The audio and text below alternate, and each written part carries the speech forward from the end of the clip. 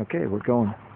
All right, so we were talking about plank seams, and the question was, gee, if we treated this one plank as two planks, and it made this a live seam that's right now just a fake seam,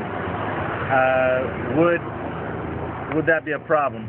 Well, yeah, because you would need to put a batten back here and fasten this plank seam just like this one is, where you, on the live seams, you've got a batten behind them, so you've got this set of fasteners down the batten. Now, with the plywood underneath it, though, does that matter? Well, just getting it squozed down to the plywood would probably, yeah, these ends would be pooched up. So yeah, now, here's another method. You could put some pieces of wood across here, hit the original holes, and clamp that in place. So yeah, you could probably make that work. Okay. And even though that was a live seam, not put your fasteners in. Because once you've glued this down with 5200, you can pull those fasteners out if you wanted to. So the fasteners, clamps. If I've got this right, the fasteners are clamps till the glue dries. Yep. And then the fasteners are covered with bungs that are somewhat decorative. Yeah.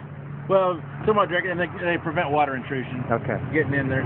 So yeah, I wouldn't spend the time to remove the fasteners. I mean, it's kind of ridiculous to spend the time to do that, but you could. You literally could. Up here on the deck is a remnant of a aftermarket windshield.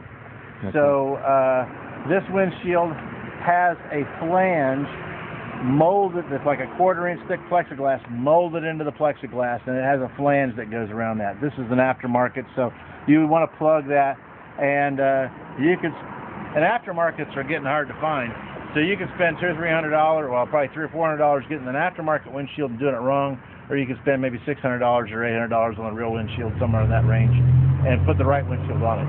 Okay. It's got a surround right here on the deck. Does that surround go all the way around? All the way around.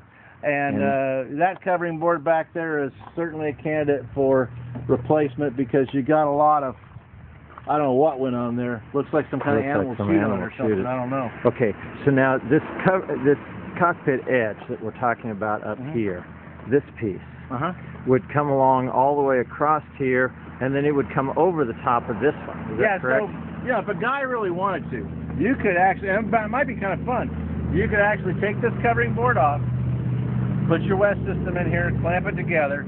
All right, then come back in here and route this section out and put what we call a Dutchman in here, and get rid of all this, because the Dutchman will be covered by your surround piece. So all we need to do is just fill in where we're missing here. Yeah, and what I do, the way I do that is I would set this plank on top of another one, or the new plank, or the new piece on top of this, and I would cut in a bandsaw what I call a smiley face. I cut this smiley face. Well, and I leave my new piece proud. I bring it out here a little ways. Okay. All right, so I make that cut, and then automatically that new piece is going to fit right in that same opening. Clamp it in place, bingo. You're ready to go. Take a pan plane, fare that out. Okay. You're done. Do we need you could preserve that. Do we need to do anything to this outside board? Right underneath it, or this one here? Well, you know, it is pretty rough on the edges, but that could be sanded and rounded. Yeah, you could round it over a little bit. And you can clean somebody else rounded it over. It really ought to have this shape right here, but... Oh, okay, so just a small radius. Yeah. So we have a much larger radius. Yeah, a much larger radius. Now, another thing, bingo, got it. We got it.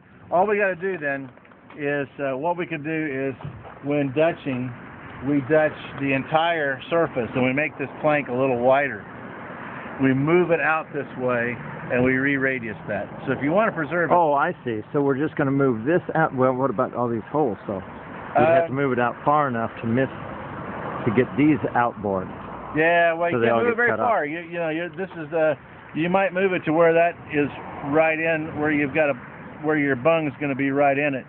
Okay, but so then you're saying leave these holes? Yeah. Leave those. Yeah. You could leave them, or you could... Is there a chrome strip or anything that goes on this? Yes, there is. There's a stainless strip that goes on that. There's a stainless strip. 3/4 inch wide stain. Let's see. This year it's not the half oval. It's going to be a strip that has it's metal that has been bent in 2 places. So it's for 1959. It's been bent now. So how wide is that? It is about 3/4 of an inch wide. So we need 3/4 of an inch. And hopefully you've actually got this somewhere in your hardware that you got with them. Yeah, I probably do. Because they are really expensive. Yeah, I think I do. They're bad. Okay, Yeah. so that goes right over the top edge of this right here. And that'll hide that edge. Then, But it won't hide your radius edge. Your radius edge will come up above that. so if this radius edge is too much of a radius, It would actually end up coming underneath your... and we wouldn't want that, so could we just move that chrome strip down a little bit?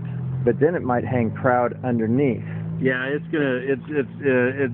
really just to cover the seam, so... Okay. So And there'll it's be a gotta cover piece that of thing. wood underneath that chrome strip, or well, stainless strip. There'll be a piece of wood underneath it that's got the same shape as the back side as the Oh, inside. yes, I have seen those. Yeah. Okay. Okay. So that piece of wood goes on, then the chrome, the stainless goes over that.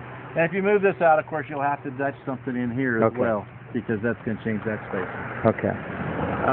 This plank, you know, a preservationist would use this plank and treat it the same way, put it in 5200. But you know, I would be this one, you know, one or the other of these is a candidate for replacement. Once you put the new piece on, you know, you pull your tank fittings out, and you put your new piece on, and then you use your hole underneath as a guide for your hole saw. Okay. And your holes end up, don't, the heck with all that measuring and stuff, just use the guides that you got. So now this one, the reason we would replace that plank is because of this crack right here? Yeah, you just got, and we got a great big plank seam right here. That's, Okay. you know, I guess you could, the other thing you could do is you could move this guy, you know, you could tighten your plank seam by moving that in and Dutching underneath this plank, underneath this little strip.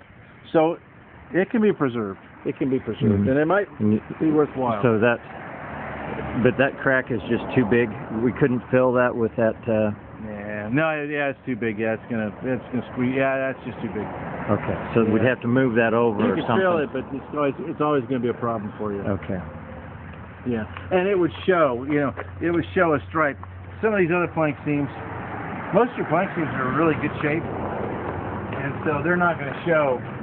They're not going to show a wide, the line of no grain that you would have with this bedding compound is going to be so tiny that it really wouldn't show. Whereas this one, if